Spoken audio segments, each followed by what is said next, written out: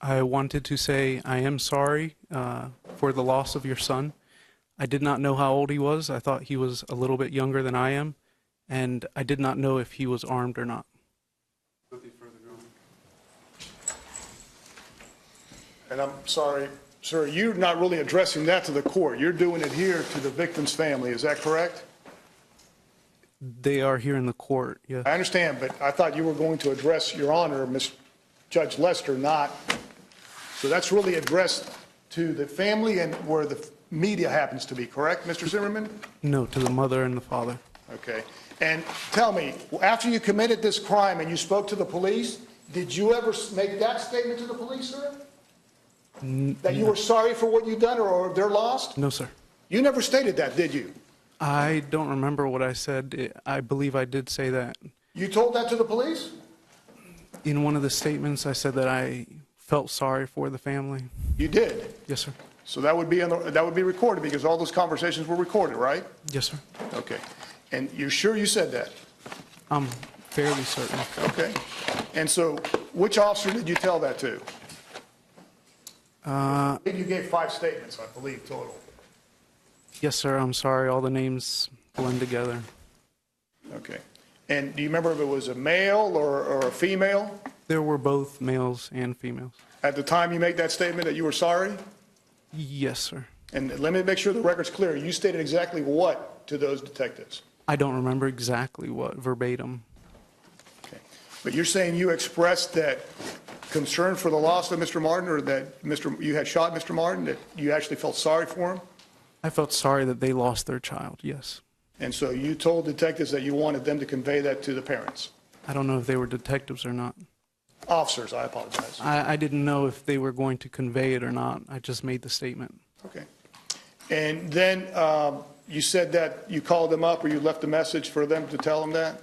No, sir. Why did you wait 50-something days to tell them, that is the parents? I don't understand the question. I'm sorry.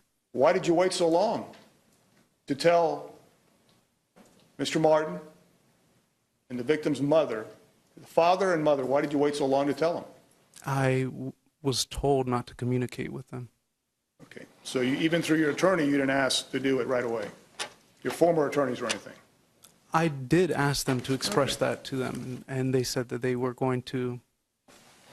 But before you committed this crime on February 26th, you were arrested, or you were, I'm sorry, not arrested, you were questioned that day, right?